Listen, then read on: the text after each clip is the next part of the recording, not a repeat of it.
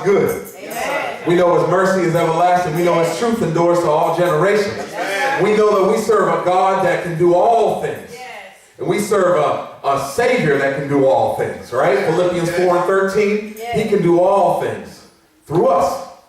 The amazing thing is the Word says in Philippians 4:13, I can do all things through Christ who gives me strength. So what that means is I think we limit ourselves when we think, well, I can only do this or I can only do that. But we need to focus on our power source, right? Yes. We need to focus on who's going to give us what we need. But we're in a generation right now where it's all about me, right? Me. So today we want to talk a little bit about paying it forward. Well, we want to talk about paying it forward. Investing in others is investing in you. All right? Investing in others is investing in you. Amen. So a little story. Sunday school teacher was discussing the 10 Commandments with her 5- and 6-year-olds. After explaining the commandment to honor thy father and thy mother, she asked, is there a commandment that teaches us how to treat our brothers and sisters? Without missing a beat, one little boy answered, thou shalt not kill. All right. So the problem is, we love our brothers and sisters, right? Right? We love them. We don't always like them. We love them. Amen? Amen. But we got to be careful. Because the first murder was between two brothers. Amen. Two people that were closer than anybody else were ripped apart. Two people that were closer from the same bloodline. Nobody's closer than siblings, right? That's right. If you think about it, I tell my daughters, you got a mom and a dad, but we have two different bloodlines. But the two of you have the exact same bloodline. That's right. So nobody should separate you. That's right. Y'all might fuss. Y'all might argue with each other. That's fine. But nobody else better say a word to either one of you. That's right. My oldest bosses around my youngest all the time. My youngest bosses around the oldest sometimes. But nobody else is going to open their mouth and say a word about either one of them without the other one, including us sometimes. I'm like, who are you? I'm your daddy. But you got to remember that we got to pay these things forward. So paying it forward, and I do want to recognize Jasmine. Poor Jasmine, I didn't acknowledge her when I acknowledged everybody else. Jasmine handles our camera work. When y'all see us on Facebook, she's the one pointing the camera and making things happen. All right. And God has truly worked in her that He gives her discernment. Some of the stuff that comes out of that child's mouth will blow your mind. If you have some time to go over it. But it's something else. All right, so paying it forward. Investing in others is investing in you. So what's a good investment today? As we hear this train come through, what's a good investment today? Several strong companies that enjoyed superior reputation years ago are gone, right? Think about when I was coming up, the places that were the big-time stores, Sears. I mean, Sears was the bomb. Sears was like, one day I'm going to work. I want to be a manager at Sears. Kmart, big time. Kmart, right? That's right. Woolworth. Y'all have Woolworth? 5 a dime, Woolworth. Right. Big time, right? You think about all these places. Toys R Us. We didn't get to go to Toys R Us. Toys R Us was whoever else's toys they want to give away. But I guess Toys R Us. You think about these stores that were up here, right? But they've all fallen off. They're almost gone. Yeah. Think about people, right, that were way up here. Michael Jackson. Amen. Whitney Houston. I mean, greatness when it came to what they did, right? Amen. But they all died in a way that's kind of tragic.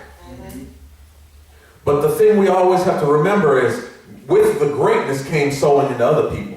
So they had their flaws, right? Amen. We know the flaws, we know the issues, but they were always sowing. They were giving. They were donating things. They were sowing into other people. Because our number one investment is each other. That's right. If you really think about it, the number one thing that God has given us when He's not around is each other. Amen. But we don't invest in each other. We invest in ourselves. That's right. We keep pouring more and more into ourselves, but there are other people that need to be invested into. Our children need to be invested into. That's why churches are dying. Let's be real. Churches are dying because we don't invest in our young people. Amen. We don't hear what they have to say. Yeah, that's right. When they say something, we diminish it, we throw it away, we say, oh, you know, you're a child, you don't know what you're talking about. But I promise you, what the Lord has shown me is going to happen in a lot of churches. These children get 18, they got to make their own choices. Goodbye. You're not going to see them in church anymore. Because we're not investing in them spiritually. That's right. We're not praying with them. We're telling them to pray, but we're not grabbing their hands and saying, no, we're going to pray. We're going to pray for your success. We're going to pray for your relationships. I pray, my daughter's not even 16. I pray that she meets a good man one day. One day. Marries him and stays with him forever. That's my prayer. Amen. That's my prayer. A good man. A man that's better than I am. But so the lesson in all this is, as I pour into you, if he's not doing what I'm doing, he's a failure. Amen. Because if he can't take up what I'm doing for you, he's not good enough for you. That's right. That's right. Amen. So when you go somewhere, I pay for it. So when you go somewhere, he should pay for it. That's right. I mean, that's just the way it is. That's right. That's just the way it is. It's old-fashioned. That's the problem. We gotten away from what works.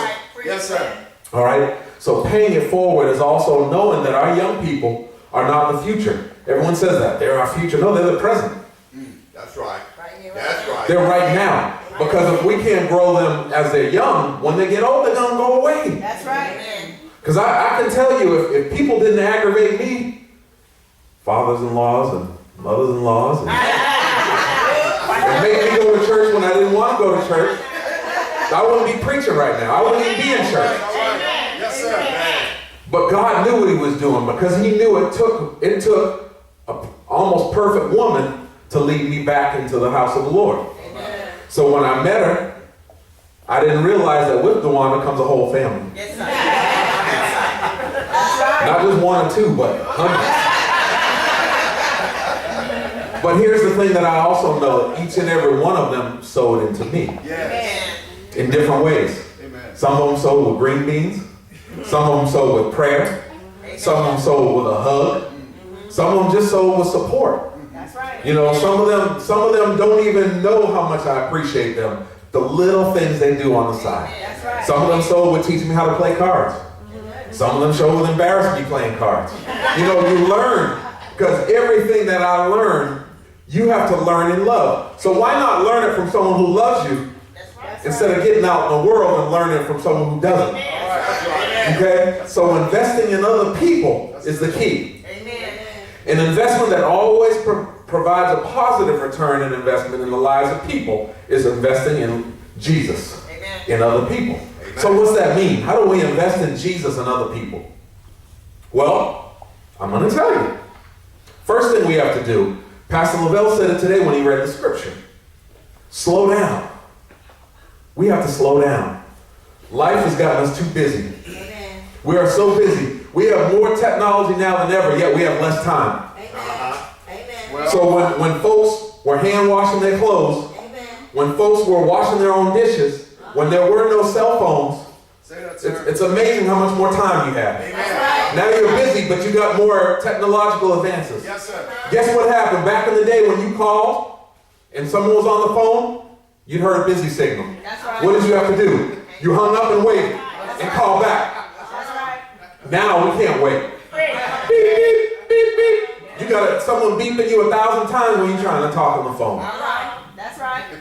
We're in our car, right? On the phone. Well, We're in line on the phone. that's right. We pick up our children from school. We're on the phone. Meanwhile, our children are saying, I just had one of the worst days. Someone made me feel like I want to end my life. But you on your phone talking about, girl, you don't know what just happened to me today. That's right. We have our children saying, I have some questions about my orientation that I need answered. Well, I can't talk to you about that kind of stuff. Yes, sir. I refuse to see that. We got to start being real with ourselves. Pouring in other people. The first thing we got to do is stop. Yes, sir. When Jesus heard them screaming, help me, help me, help me, the two blind men said, help me. First thing Jesus did was he stopped. That's right. He stopped. He stopped what he's doing. Sometimes we're so busy in menial, insignificant tasks. We got our whole day planned out with a lot of nothing. Yes, sir. And at the end of the day, who will we help besides ourselves? Amen. So look at what you do every day. And if everything you do every day helps you first, then you failed. You're not sowing into other people. You're sowing into yourself. Is there any problem with sowing into yourself? No. But if you're always sowing into yourself, then those people that are around you, your circle, they're not going to sow into you. Because if they don't see the reciprocity, meaning if they don't see what I'm giving is I'm getting back, after a while, folks say, forget about it. That's right. If you really care about me, care is an action, right? It's not words. A lot of us talk a good game, but if we love someone, we're going to show it. Okay? So the first thing we got to do, slow down and listen. Okay? As Jesus and the disciples left Jericho, it says the two blind men were sitting there. When they heard he was coming, they began shouting, Lord, Son of David, have mercy on us. And look at the crowd, right? The crowd is worried about who? They're worried about them. They're there to get blessed. So they're telling them, be quiet, be quiet, be quiet. We're in line, right? I'm in line. You don't need this. I need this. Be quiet. Be quiet. But they should kept shouting louder. Your family will do that sometime. Amen. And you're like, leave me alone. Amen. So why do you keep bothering me? Because they need you. Amen. Sometimes we got to learn to put everything down. That's right. I learned that there are things that I think are important that need to go away. Because what they do is at the end of the day, I don't feel good. I love UNC basketball. At the end of the day, win or lose, I don't feel good. I'm too revved up about something that really doesn't matter. Those folks, all they did was take all my tuition. They took my money. They gave me an education, but I'm rooting for folks. But at the end of the day, they move on with their life. That's right. They're hugging each other after the game. I'm still mad. So who's sowing into who? So meanwhile, I have a daughter that's like, well, I just want to spend time with you. Well, when the game's over. All right. Why not find something better to do with your time? That's investing in other people. Amen. Because I promise you, if we invest in our children, they'll invest in us. Amen. Amen. The reason young people don't come to church is their friends aren't telling them to come to church. Why are their friends not telling them to come to church? Because they don't want to be there. So the first thing we got to do is get them to understand the need to be here. That's right. But what's the need to be here if they don't have anything to do? That's right. If we're waiting, if the same 5 people are doing everything every Sunday, then maybe this church can just be those 5 people and everyone go home and watch online. That's All right. right. Because if there's no interaction, then there's no need to come in here. Amen. If there's no learning about each other and then going out and helping people, what's the point in church? Church isn't about bringing money in or filling seats. Yes, sir. Church is about connecting people, That's good.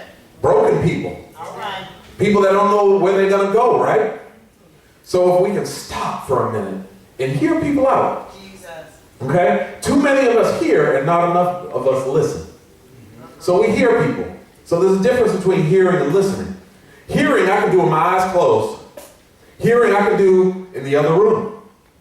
Listening means I got to be looking at you. Listening means I've got to really be trying to understand what you're saying. That's right. It's not just hearing what they're saying, it's understanding. So as a husband, I'm good at tuning her out. And just nodding. That's hearing her. That's hearing her. When she nags, I know y'all other men that you don't have wives that nag or significant others that nag, but some women nag a little. So when they nag, most men, we know how to hit the mute button. And we're smiling. We're saying, I agree. I agree with you. Yep. Sure, you want to do that? Yep, let's do it. Sounds good. Yep. But at the end of the day, we're not listening, we're just hearing. That's right. Okay? And the problem with hearing is there's no connection. That's right. And when there's no connection, the person's going to stop talking. If you're only hearing another person but never listening, they stop telling you anything. That's right. Amen. Just like our children, we keep cutting them off. I want to know the big stuff. All right. So if I'm cutting them off from the little stuff, the big stuff won't come. That's That's right. right. One thing I learned from my in-laws, you can't keep the boys away from your girls, Amen. but you can sure control where they are. You want to come see them? Come here. You want to see her? Come here. That's what we do. You want to see her? Come here. We'll sit